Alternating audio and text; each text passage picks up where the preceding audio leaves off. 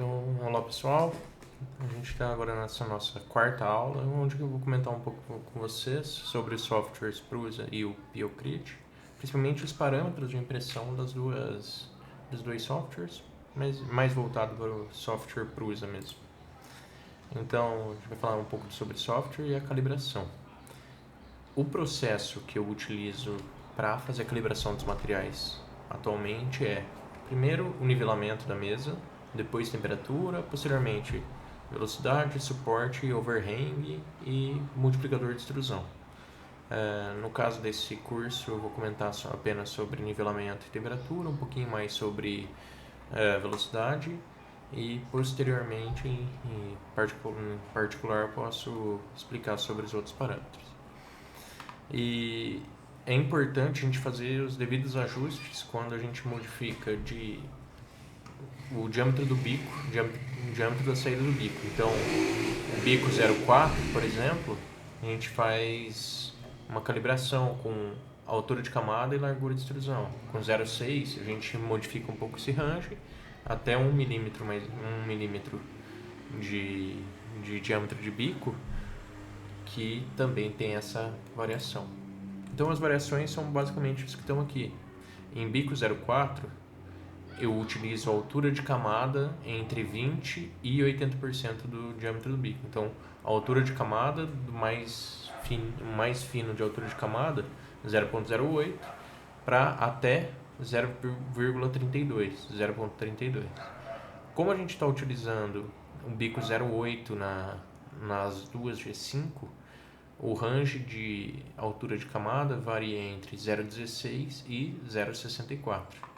Então, minha recomendação é, inicialmente, quero calibrar um filamento ou um pellet do zero, a gente utilizar a altura de camada igual a metade do diâmetro do bico. E toda vez que vai aumentando o diâmetro do bico, aumentar um pouco mais a temperatura, uns 10 graus Celsius, porque a vazão que dá no bico após a extrusora aumenta muito com o aumento do diâmetro do bico. Então, se a gente mantiver a mesma temperatura, pode ser que haja algum entupimento ou que a temperatura do bico não seja a que a gente quer em relação à necessidade relacionada à vazão no meu material.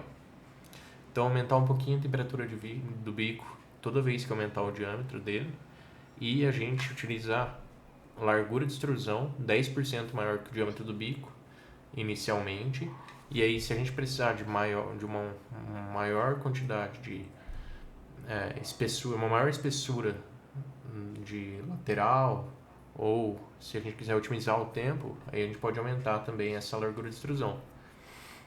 Então, os bicos também têm um diâmetro mínimo, largura de extrusão mínimo e largura de extrusão máximo que a gente pode utilizar. Um bico 0,4 eu utilizo no máximo 1,2 de largura de extrusão. Mas isso quando eu utilizo no modo vaso e preciso otimizar muito o tempo. Então, o máximo que eu utilizo, na verdade, é o dobro. Então, largura de extrusão máxima recomendada para cada bico, aqui vai ser 0,8, o bico 0,4 vai ser 0,8, vai ser o dobro. O bico 0,6 vai ser 1,2 de largura de extrusão máxima. O bico 0,8, 1,6 e o bico 1, você pode utilizar até 2 milímetros de largura de extrusão, independente de qual for a altura de camada. E é bom a gente entender que a diferença da altura de camada para a largura de extrusão é aonde você quer a melhor resolução da sua peça. Se for no eixo Z, a gente utiliza uma altura de camada, se tiver muita curva no eixo Z, a gente utiliza uma altura de camada menor.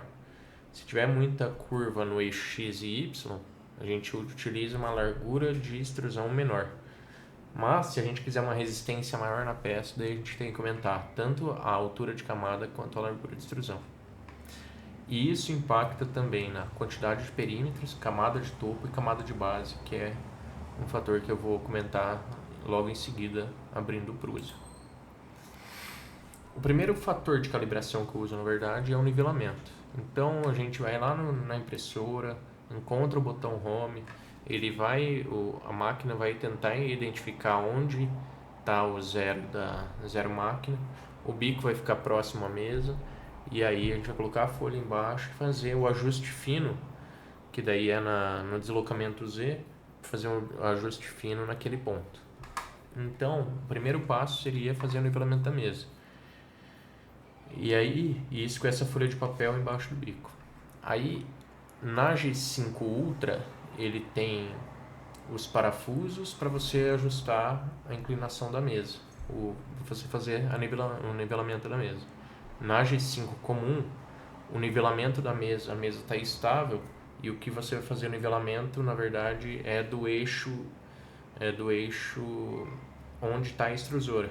Então, apertando e desapertando as roldanas do eixo Z para fazer com que ele fique reto. Já na FlashForge Dreamer, elas são 3 parafusos com molas, que o ajuste dela são em 3 pontos que o programa dá automaticamente, mas tem que ajustar esses parafusos para chegar no nível. E aqui são os 3 pontos que determinam o nivelamento de uma peça.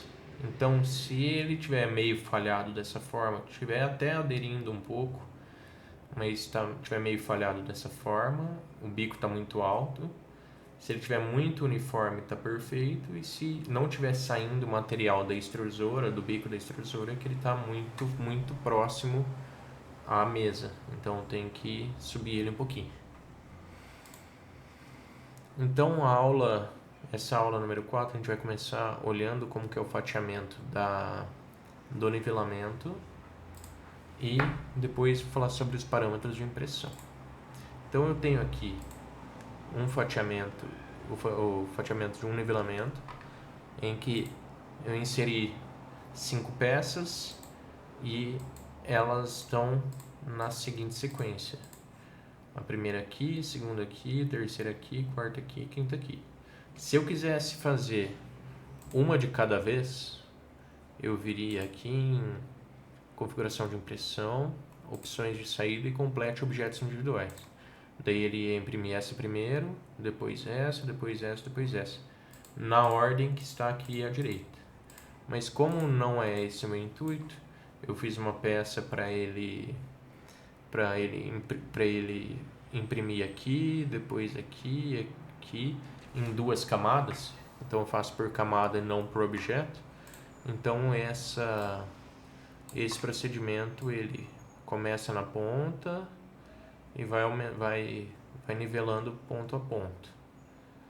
E depois na segunda camada ele volta lá pro primeiro quadro para finalizar a peça, certo? Então são 2 camadas que tem aqui. Isso vai fazer a gente identificar onde vai dar mais aderência na mesa, qual é o ponto que vai dar mais aderência e qual é o ponto que vai dar menos aderência na mesa. Dito isso, a gente começa a identificar quais são os parâmetros de impressão das peças.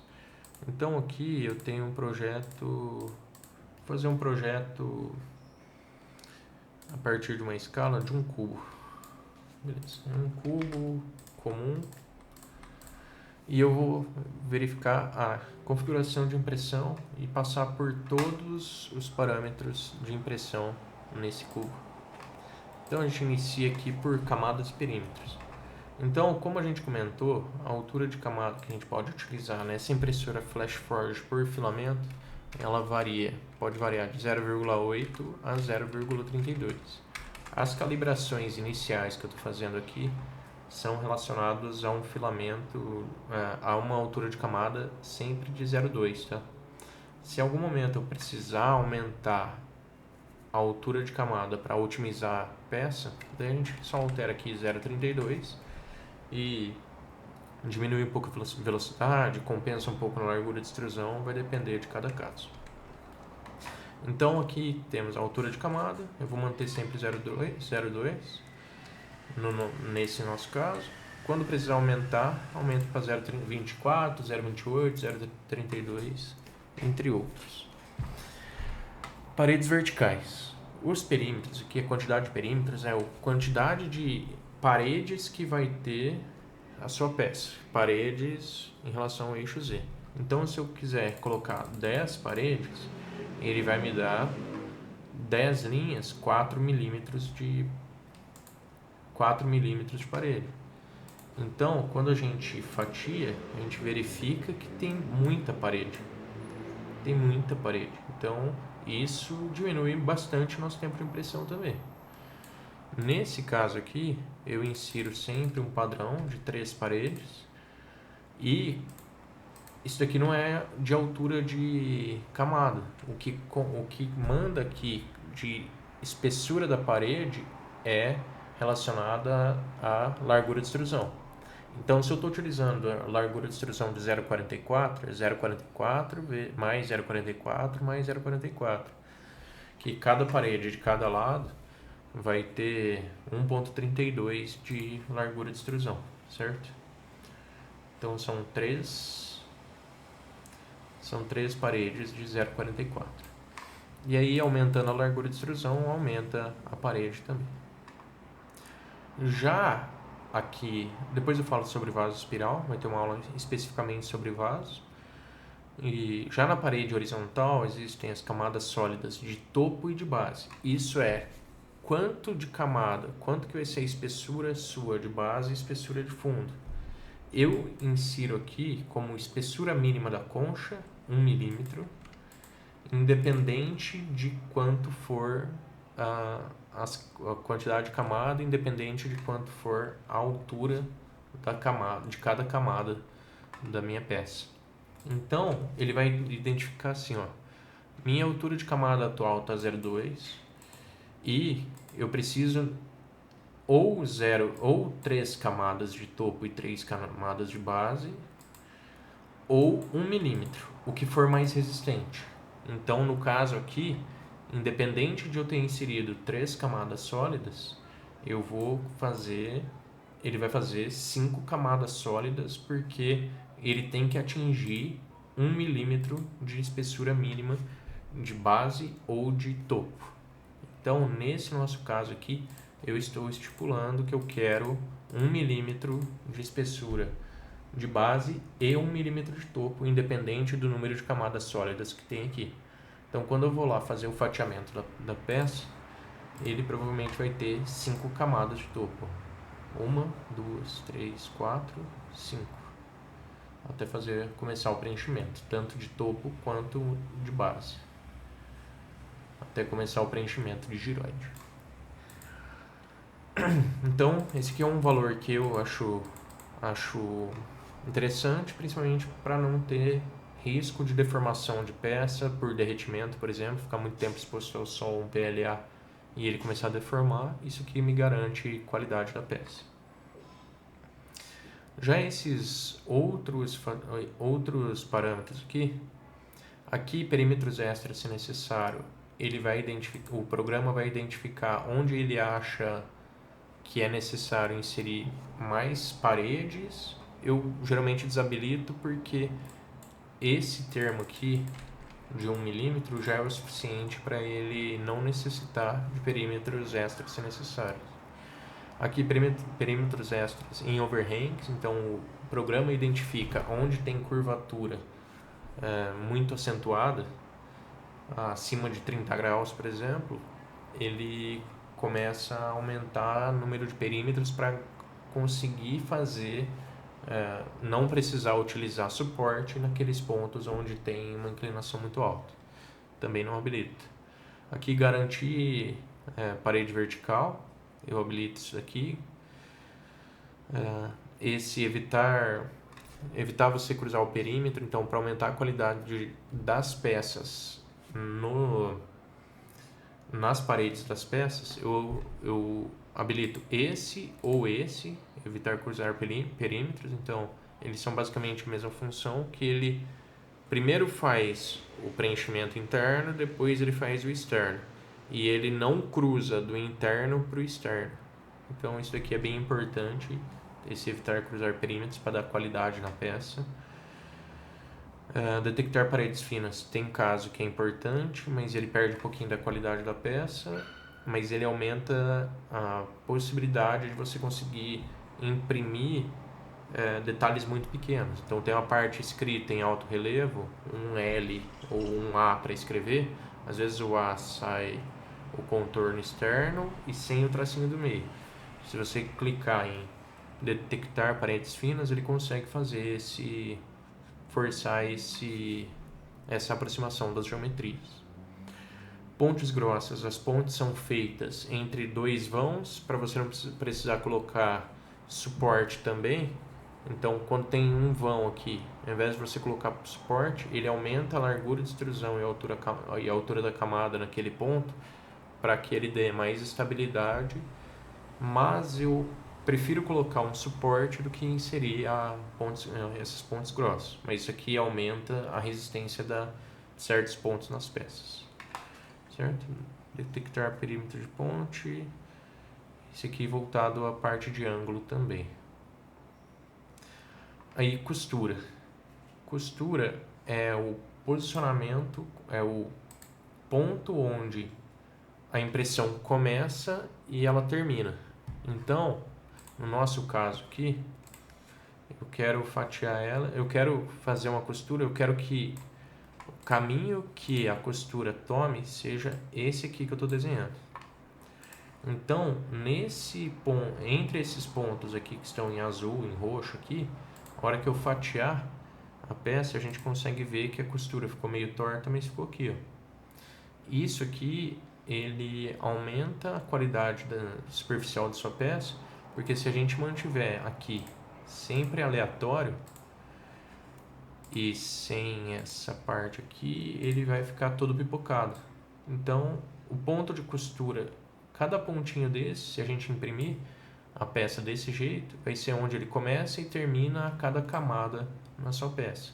Isso deixa muitas marcações na peça, então é importante, em alguns momentos, até esconder a costura, então diminuir o tamanho do pincel e fazer ele numa beiradinha assim, ó, deixar bem escondido, ou até mesmo colocar geralmente aqui alinhado ou traseiro ou próximo, só não deixar aleatório que ele já aumenta a qualidade da sua costura.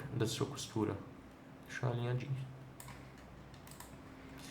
Aqui é qual que é a distância máxima que pode ter entre os pontos da costura. Eu deixo 3%. E os outros fatores aqui eu acabo não mexendo muito. Aqui nesse perímetros externos primeiro, ele garante maior precisão dimensional na sua peça. Porque primeiro ele faz o perímetro externo, dentro da medida que o CNC consegue identificar, e depois ele faz a parte interna. Então, com o perímetro externo primeiro, você aumenta a possibilidade de acertar a sua peça, o dimensional da sua peça imediatamente, de primeira. Preencher vãos, eu não gosto muito, mas tem casos que precisa inserir. Vamos ver se nesse caso que precisa. Nesse caso está sem preencher vãos, que geralmente é dado em pontos brancos. Provavelmente se tivesse alguma curva aqui, deixa eu inserir um cilindro. Então vou inserir um cilindro aqui, fundido um com o outro. Então fundiu os dois, deve dar algum ponto, ainda não deu nenhum ponto de preenchimento de vão. Mas quando ele não consegue identificar muito bem qual que é a geometria, deixa eu botar aqui, 52, aí ele começa a gerar alguns buracos, e para que esses buracos não tenham não fiquem sem nada, aí tem um pontinho lá, a máquina volta em um certo ponto só para preencher esse vãozinho que vai ficar. Não é o caso nessa impressão, mas pode acontecer e acontece com frequência em diversas peças aí. A gente estava aqui. preenchimento de vão. O gerador de perímetro, eu geralmente utilizo o clássico. O Arachne é mais utilizado para que você reforce quinas.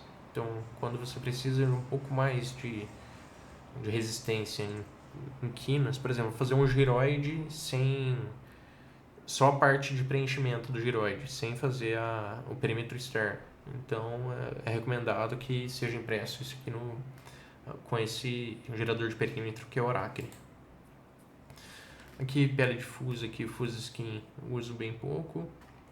E esse perímetro simples nas superfícies de topo e de base eu mantenho desabilitado também.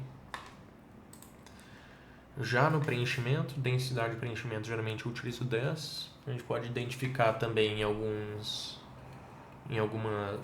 artigos que o pessoal utiliza 30, 50, faz aquelas comparações de 30, 50 e 70, 50, 75 e 100% para ver o quanto isso impacta na resistência final. Então dá para analisar isso. Padrão de preenchimento, sugiro que vocês acessem cada um deles para identificar o que é melhor, o que é o pior. Então tem alguns que têm vantagens, como o giroide, que ele dá uma resistência geral na peça um pouquinho melhor, porque nos 3 eixos ele tem uma resistência mecânica boa.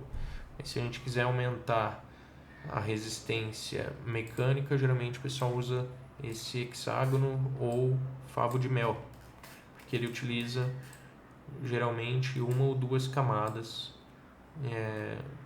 em cada linha, certo? Largura de extrusão em cada linha. Então isso gera uma resistência mecânica muito boa também. Aquele hexágono lá, esse hexágono 3D não.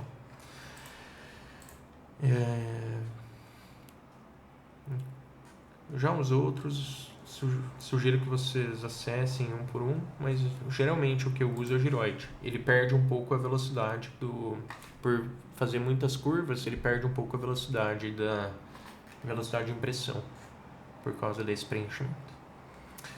Aí, padrão de preenchimento de topo e de base também é importante a gente verificar apenas por questão, um pouco por questão de resistência mecânica e outro por questão estética. Então, se a gente for fazer os 2 retilíneos e acertar a inclinação do ângulo em relação a eles, dá uma resistência um pouco diferente. Então, se eu fizer essas linhas sempre 45 graus, 0 graus ou 90 graus, a resistência mecânica da peça vai ser diferente. Então isso pode ser visto também a partir do tipo de preenchimento de topo, tipo de preenchimento de base e o ângulo que está relacionado a esse tipo de padrão de preenchimento.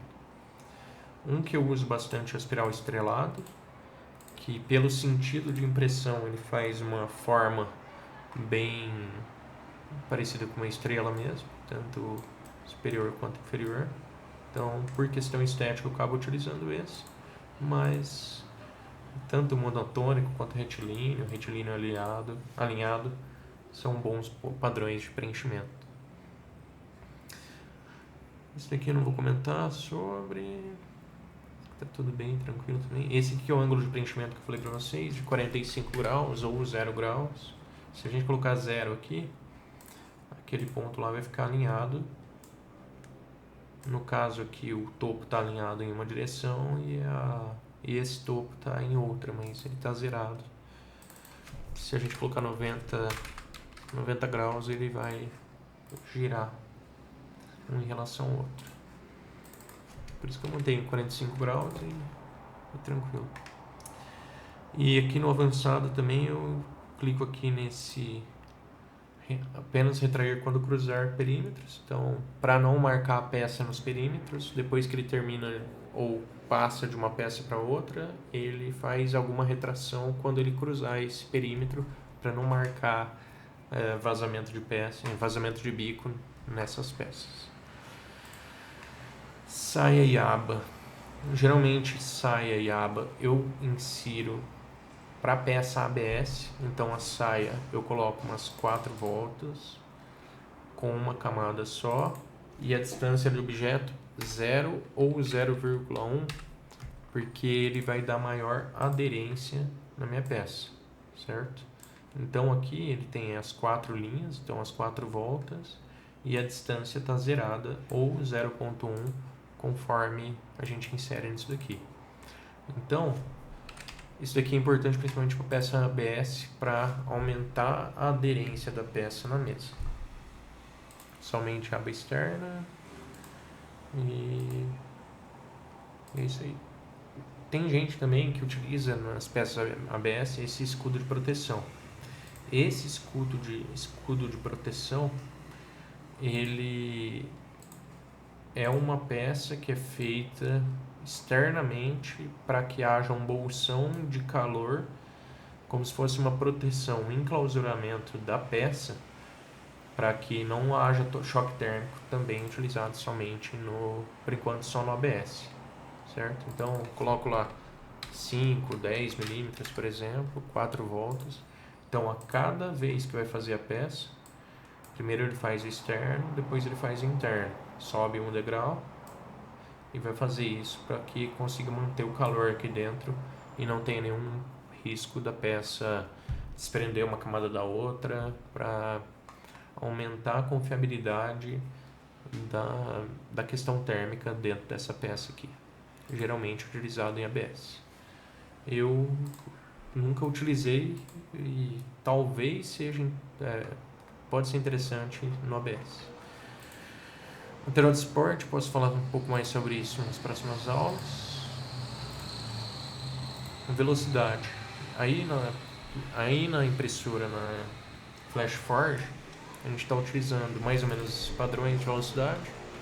Geralmente, para manter e estabilizar o fluxo de velocidade de tudo, eu coloco tudo 30 mm por segundo, porque lá na frente, quando a gente for ver o fluxo vai estar todo estabilizado, e estabilizando o fluxo, a gente consegue a peça inteira ficar com a mesma resistência, mesma velocidade, mesmo brilho, mesma resistência, mesma questão estética, todas as camadas conseguirem aderir igualmente uma nas outras.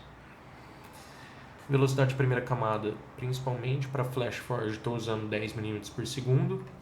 Já na G5 e G5 Ultra eu utilizo 15 mm por segundo. Aqui são as extrusoras múltiplas, então são duas extrusoras sim na Dreamer, mas eu não vou... Aqui a gente praticamente não modifica nada. E aqui é um dos últimos parâmetros aqui da parte de configuração de impressão que a gente usa, é a largura de extrusão. Quero peças um pouco mais robustas mecanicamente, aumento para 0,52 até 0,6. Quero maior precisão geométrica, quero maior brilho da peça, 0,44.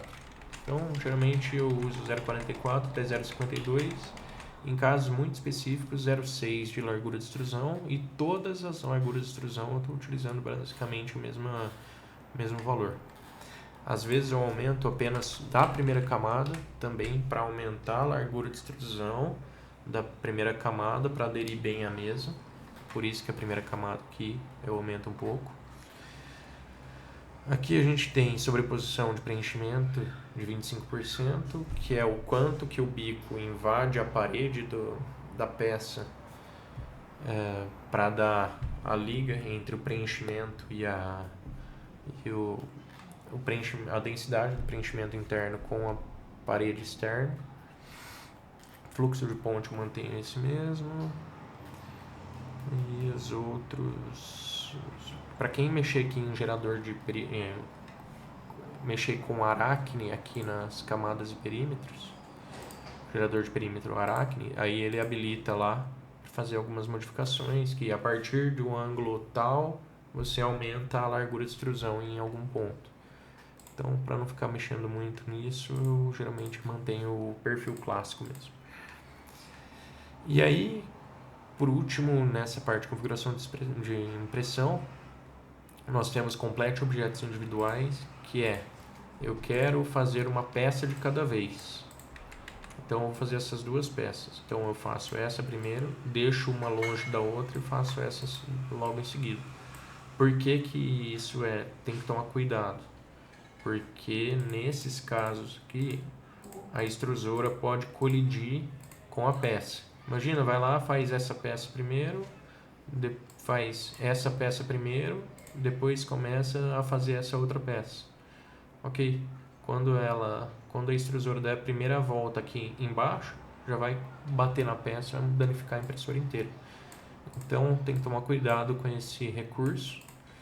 Então deixa elas bem distantes, tem que medir o cabeçote lá, que é possível adicionar o tamanho do cabeçote aqui para garantir que ele não vai dar colisão de uma peça com a outra. Já na parte de filamento, aqui então na terceira aba, em filamento, como a gente está utilizando por enquanto só o ABS aqui, a gente não vai mexer em multiplicador de extrusão. Diâmetro do fio a gente tem.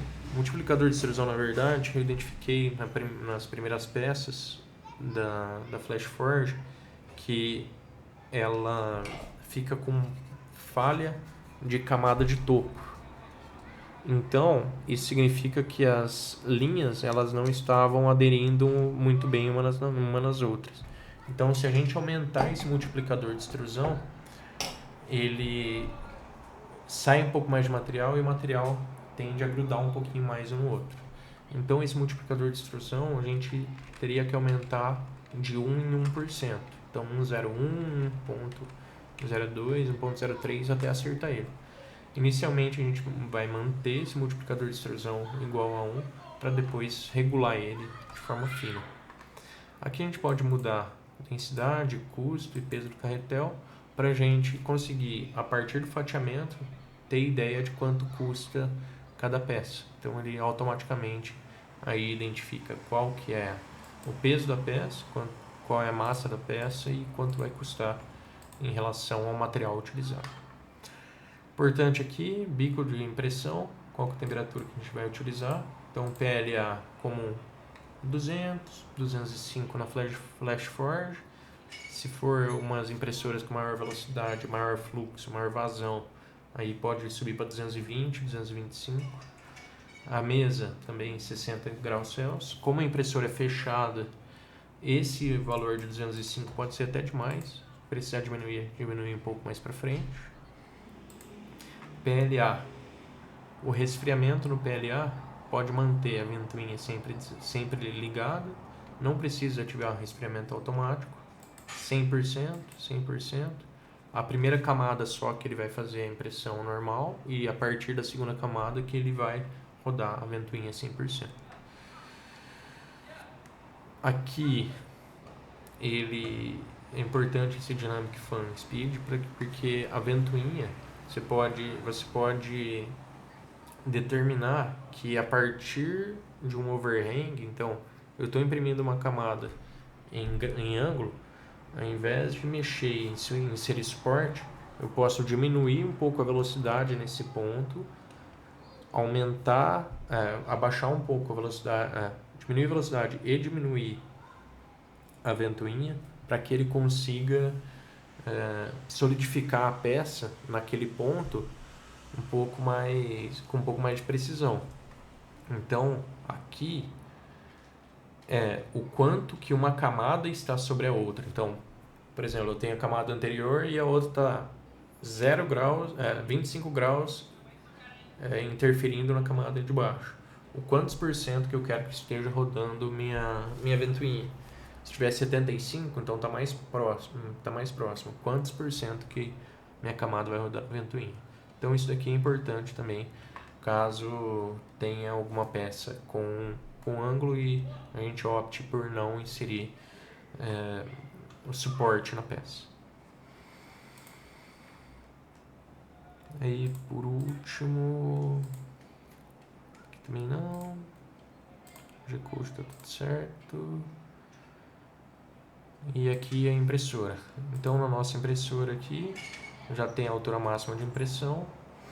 O número de extrusoras aqui são 2.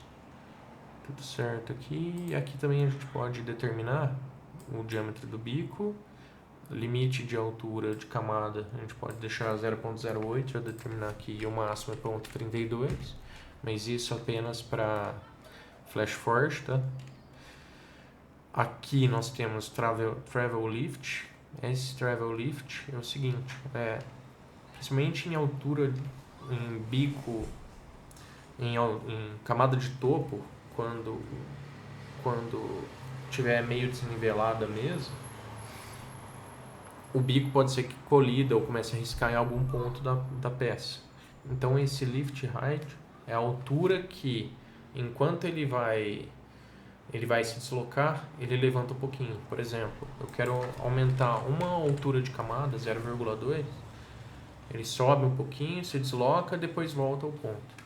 Eu geralmente deixo zerado, mas em camadas de topo, quando estiver dando um pouquinho de interferência isso na impressora, por desgaste da impressora, pode ser necessário a inclusão disso daqui de 0.1, 0.2 para ele subir e voltar.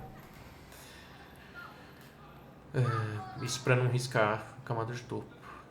Já comprimento da retração, 1 mm, isso aqui está ok. Lá nas impressoras de pellets a gente não está utilizando retração porque o bico é muito grande e por ser fuso, o canhão e o fuso de rosca sem fim, ele é mais complicado de fazer retração.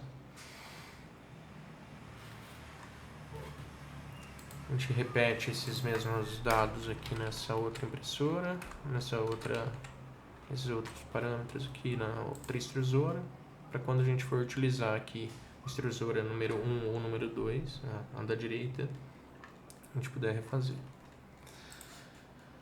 E ao fatiar essa peça,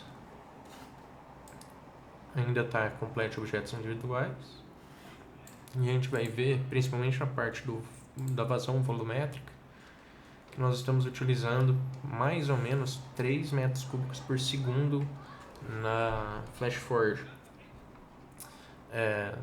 Como eu estou pegando essa máquina para mexer agora, nesses últimos tempos, eu acho importante começar meio devagar mesmo e ir testando os parâmetros para aumentar a vazão dela. Garanto que 3 milímetros cúbicos por segundo ele dá uma boa qualidade na peça. Então, se vocês quiserem rodar a máquina sempre nessa vazão, vai lá, fatia e roda a 3 milímetros cúbicos por segundo. Mas aí a gente pode testar o limite da máquina. Então, aumentar um pouco a velocidade dela, ou largura de extrusão, ou altura de camada, dependendo de cada caso que a gente tiver. Aí depois só exportar o G-Code para peça e para máquina, para o cartão de memória, e aí a gente consegue imprimir essa peça. Então esses são os parâmetros principais que a gente tem dentro da parte de impressão 3D. Ok, pessoal? Então, por essa aula é só. Muito obrigado.